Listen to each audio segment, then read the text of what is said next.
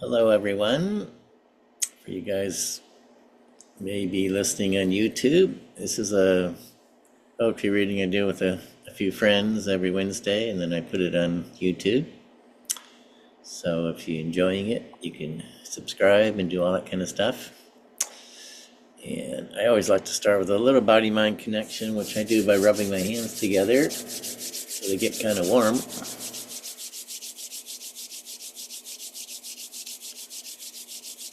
And just place them right over your eyes, where they mold over your eyes.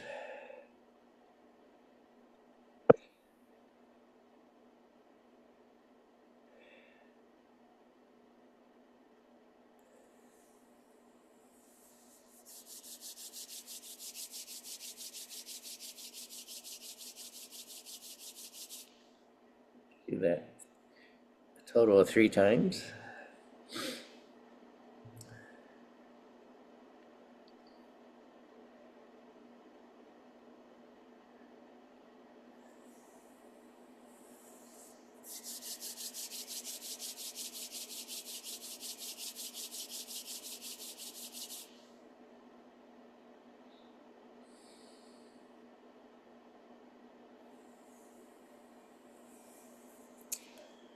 All right.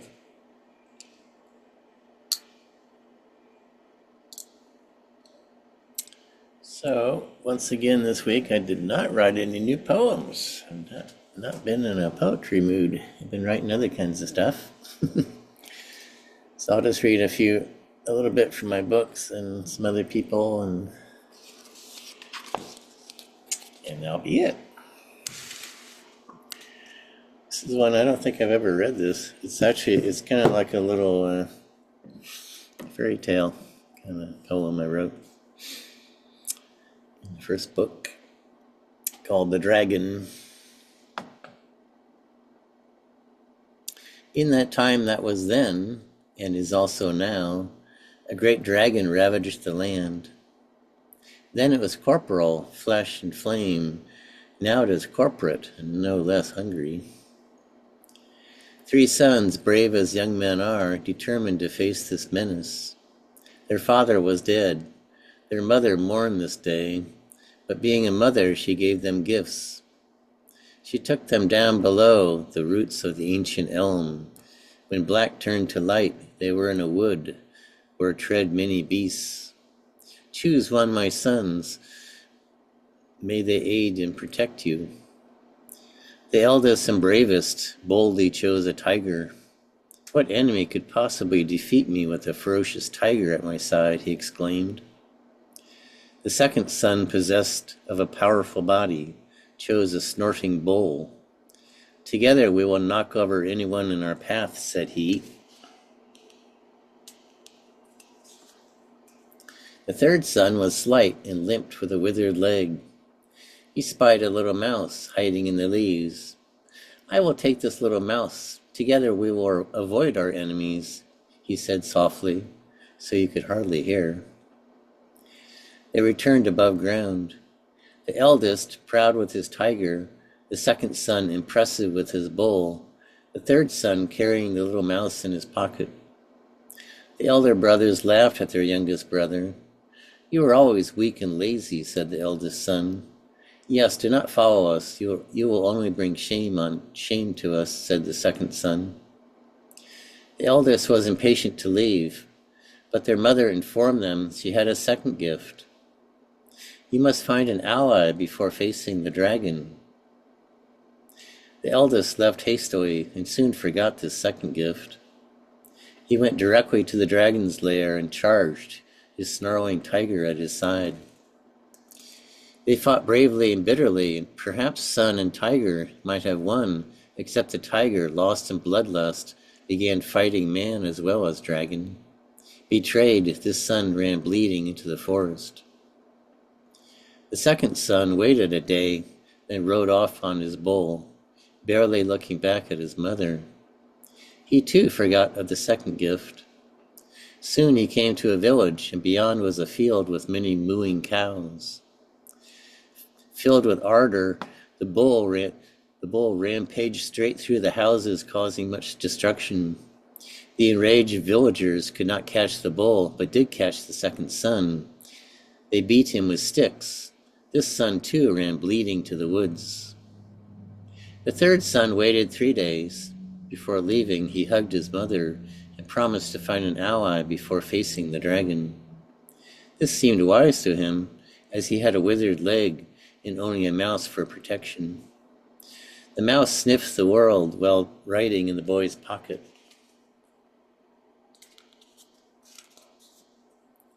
He smelled the bull, now roaming freely in the fields. He motioned the third son to go down by the river so they might hide in the reeds. The boy was happy to rest his leg. He lay down looking at the river. He listened to the frogs singing. Starting to fall asleep, the mouse bit him on the thumb. "Ouch! Why did you bite me?" "You are good at watching and listening," explained the mouse, "but you must learn to really look, to really listen." The third son was perplexed, but something in him knew what he was saying. For 3 days they stayed by the river. The boy chewed cattails for food. The mouse ate seeds and insects. The boy grew tired of trying to figure out what to see and what to hear. On the third day, he was watching his little mouse friend romping on the riverbank. Then he heard something new. He was used to the river's gurgling, the frogs croaking, the birds chirping. Now there was another sound. It was a whirring sound, but not the wind. He told the mouse, who instantly jumped into his pocket. "We will cross the river now," said the mouse. The current came to the boy's waist. At some point he feared being swept downstream. The little mouse, safe in his pocket, encouraged him. At length they came to the other side. The vegetation and countryside was totally different here. It was like a garden. In a clearing surrounded by fruit trees, the boy saw an old man dressed only in a loincloth, working a pedal-driven spinning wheel. This was the whirring sound. Boy and mouse approached the man. They sat down. No one spoke for a long time. The old man continued to spin. Finally, the boy asked, "Are you my ally?" The old man looked up, then motioned the boy to sit behind the spinning wheel. The boy had never spun wool. It took a while for him to learn to spin the raw wool into useful thread. Meanwhile, the mouse gathered wool, meaning to make himself a nest. The old man smiled, watching the mouse. He finally spoke. "You see, this mouse makes himself a home with my soft wool.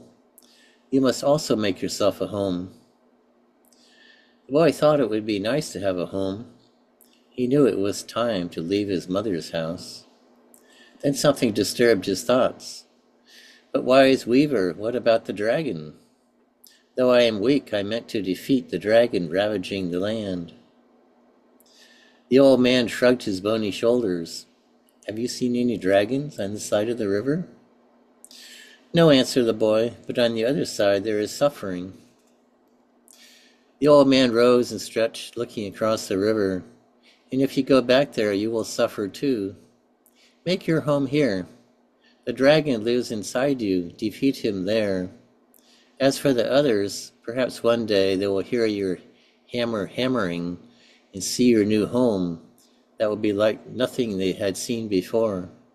Then they might desire to cross over and start a new life, as you and your little friend have."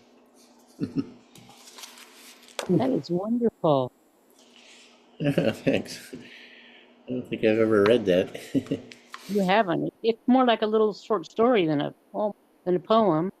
Yeah, it's kind of like a little fairy tale, actually. Yeah, it is. I love it. Often a lot of the fairy tales, the third son is always kind of like that. Sometimes Yeah. he's like Cinderella. They call him the Ash Boy. But he manages to win out rather than the brawnier older brothers. Well, let's see. Maybe one more of mine.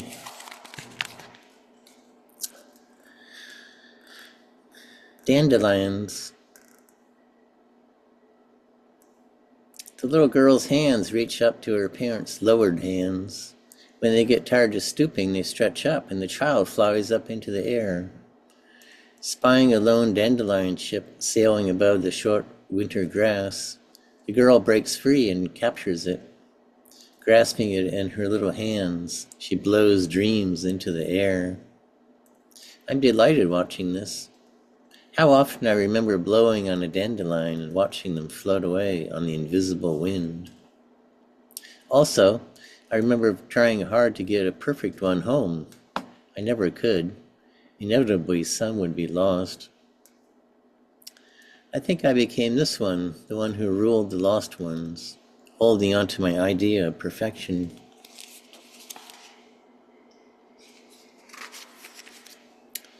I sought the solid house, the solid furniture, and I became trapped, my feet in concrete.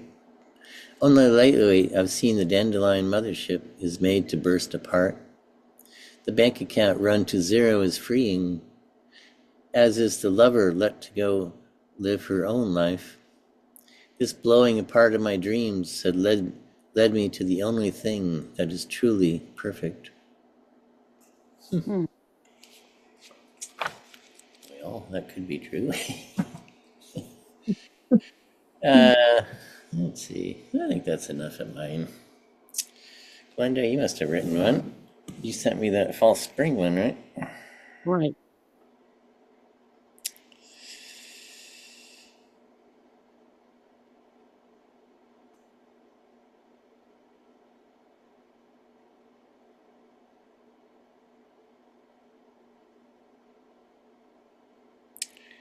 Okay, here's one by Glenda called False Spring. The rocking chair rocks, the wind breathes a sigh, rain sprinkles a melody, a song made of clouds. Stubborn leaves cling to branches above. As I watch them relinquish their tenuous hold, one brave dandelion peeks through the mulch. No thought for the snowflakes threatening to fall. Brown and green blades of grass weave a tale, heard only by creatures who slumber beneath. A red bird fluffs its feathers for warmth, perches proudly on the edge of a feeder to browse, judiciously selecting which seed to award, the privilege of being his well-earned meal. I lift my face to receive the day's mist. Tendrils of fog swirl a playful dance. I wonder if the sun has forgotten I'm here, if she plans to return at all after all. I almost don't recall her face in my mind.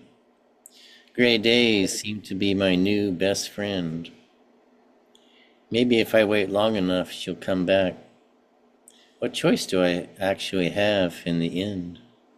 So I will wait quietly, blankets pulled close, and dream of the day she'll finally appear, laughing my silly fears to rest at long last. In spring arise dancing with flowers in her hair. That's like a little story too. Yeah, that's beautiful, Glenda. Thank you. Yeah, Thank you, Julie. lovely. Yeah, lovely. Okay. That was a lot better than DK, wasn't it? Oh yeah, the last one, yeah. DK was okay. It was just how I was feeling at the time. Well, it can't all be like flowers and sunshine. Exactly.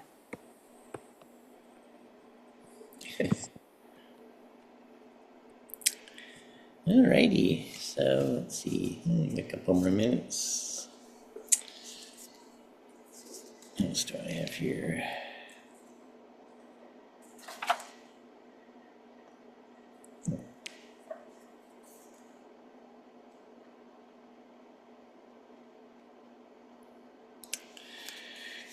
Here's one by Rilke called The Swan. This drudgery of trudging through things yet undone, heavily as if bound, is like the swans not fully created walking. In dying, this is no longer being able to grasp the ground we stand on every day. It is like the swan's anxious letting itself down into the waters, which accept it gently, and as if happy and already in the past, draw away under it, ripple upon ripple, while it, now utterly quiet and sure, and ever more mature and regal and composed, consents to glide.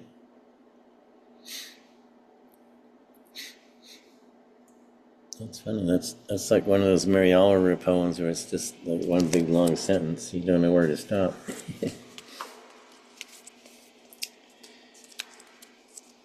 Here's one called The Archaic Torso of Apollo. I think I've read this one. Hold on. We never knew his stupendous head, in which the eye apples ripened, but his torso still glows like a gas lamp, in which his gaze, screwed back too low, holds steady and gleams. Otherwise, the curve of his chest could not dazzle you, nor a smile run through the slight twist of the loins toward the center that held procreation. Otherwise, the stone would stand mutilated and too short below the translucent fall-off of the shoulders. It would not shimmer like a predator's fur, not burst out past all its edges like a star, for in it is no place that doesn't see you. You must change your life.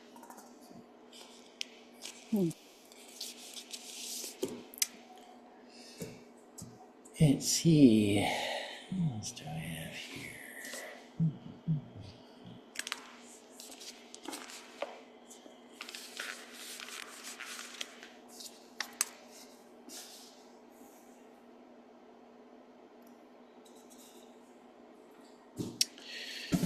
Here's one by Theodore Rilke, The Waking.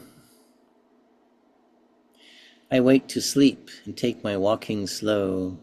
I feel my fate in what I cannot fear. I learn by going where I have to go.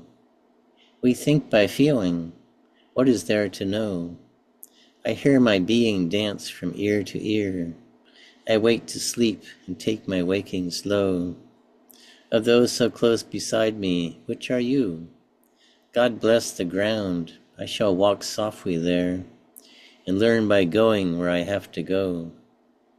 Light takes the tree, but who can tell us how? The lowly worm climbs up a winding stair. I wake to sleep and take my waking slow. Great nature has another thing to do to you and me, so take the lively air and lovely learn by going where to go. This shaking keeps me steady. I should know. What falls away is always and is near. I wake to sleep and take my waking slow. I learn by going where I have to go. That's when I had like a little sing-songy rhythm to it. I take my waking slow. I like that. Yeah. I learn by going where I have to go.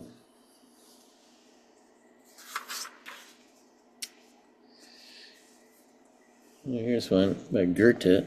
I think this is kind of a famous one of his. The Holy Longing. Tell a wise person, or else keep silent, because the masked man will mock it right away. I praise what is truly alive, what longs to be burned to death. In the calm waters of the love nights, where you were begotten, where you have begotten, a strange feeling comes over you when you see the silent candle burning. Now you are no longer caught in the obsession with darkness, and a desire for higher lovemaking sweeps you upward. Distance does not make you falter now. Arriving in magic, flying and finally insane for the light, You are the butterfly, and you are gone. And so long as you haven't experienced this, to die and so to grow, you are only a troubled guest on this dark earth. Yeah. That's a little like the other poem. Okay.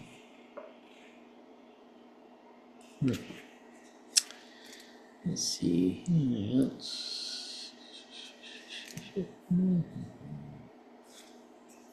Here's a William Carlos Williams. Let's see what it's like.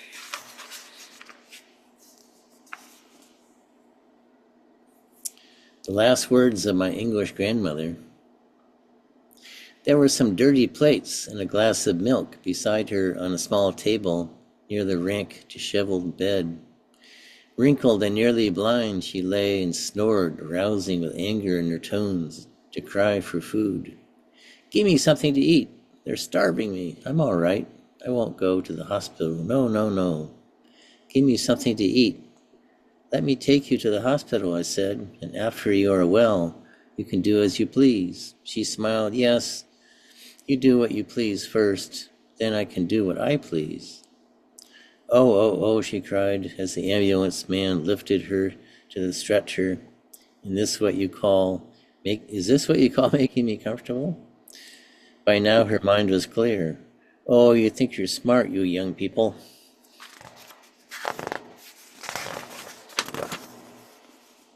She said, but I'll tell you, you don't know anything. Then we started on the way. We passed a long row of elms. She looked at them a while out of the ambulance window and said, what are those fuzzy-looking things out there? Trees? No, I'm tired of them, and rolled her head away. Yeah. Okay.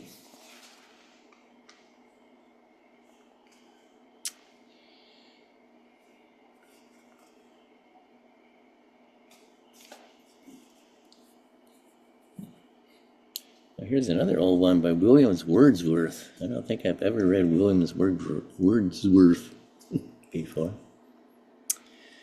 The world is too much with us. The world is too much with us, late and soon. Getting and spending, we lay waste our powers. Little we see in nature that is ours. We have given our hearts away, a sordid boon. This sea that bears her bosom to the moon. The winds that will be howling at all hours are up gathered now like sleeping flowers. For this, for everything, we are out of tune.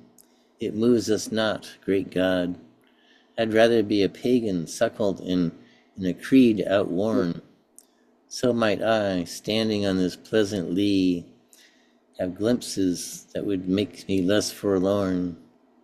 Have sight of Proteus rising from the sea, or hear old Triton blow his wreathed horn. Well, that sounds more modern than I would have thought from Wordsworth.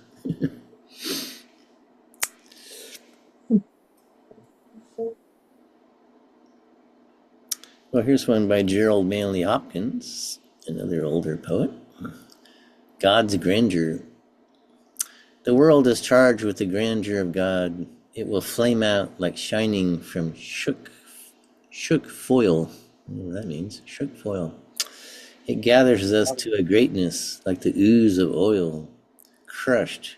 Why do men then now not wreck his rod? Generations have trod, and all is seared with trade, bleared, smeared with toil. And wears men's smudge and shares men's smell. The soil is bare now, nor can foot feel being shod. And for all this, nature is never spent. There lives the dearest freshness deep down things. And though the last lights of the black west went,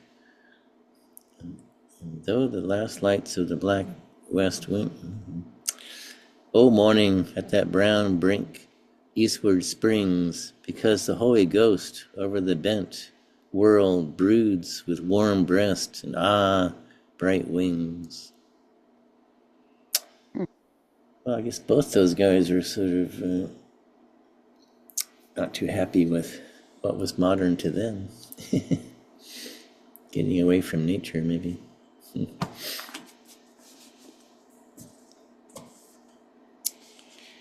Let's see what we got. Let's see, maybe one.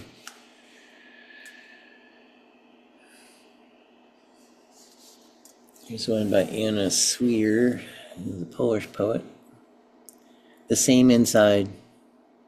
Walking to your place for a love feast, I saw at the street corner an old beggar woman. I took her hand, kissed her delicate cheek. We talked. She was the same inside as I am, from the same kind. I sensed this instantly, as a dog knows by scent another dog. I gave her money. I could not part from her. After all, one needs someone who is close. And then I no longer knew why I was walking to your place.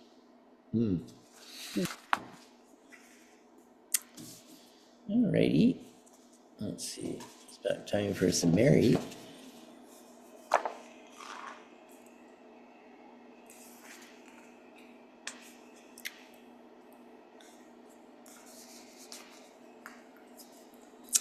Dogs.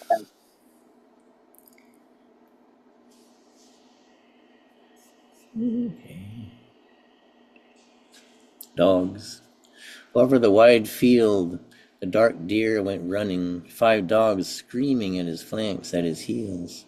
My own 2 darlings among them, lunging and buckling with desire as they leapt for the throat, as they tried and tried again to bring him down at the lake. The deer plunged. I could hear the green wind of his breath tearing, but the long legs never stopped till he clambered up the far shore. The dogs moaned and screeched. They flung themselves on the grass, panting and steaming. It took hours, but finally, in the half-drowned light of the silence of the summer evening, they woke.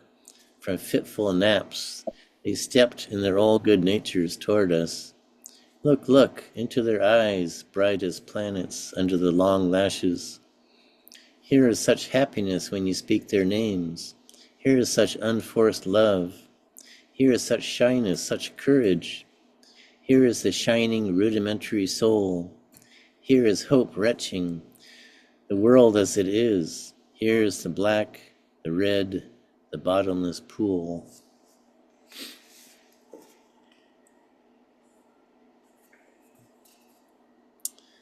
At the shore. This morning, wind, that light-limbed dancer, was all over the sky while ocean slapped up against the shore's black-beaked rocks.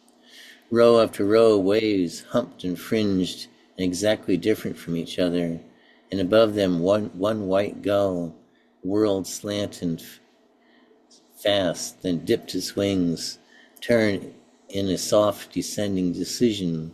Its leafy feet touched pale water just beyond breakage of waves. It settled, shook itself open, its spoony beak cranked like a pump. Listen! Here is the white, the silky trumpet of nothing. Here is the beautiful nothing, body of happy, meaningless fire, wildfire, shaking the heart. At great pond, the sun rising scrapes his orange breast on the thick pines.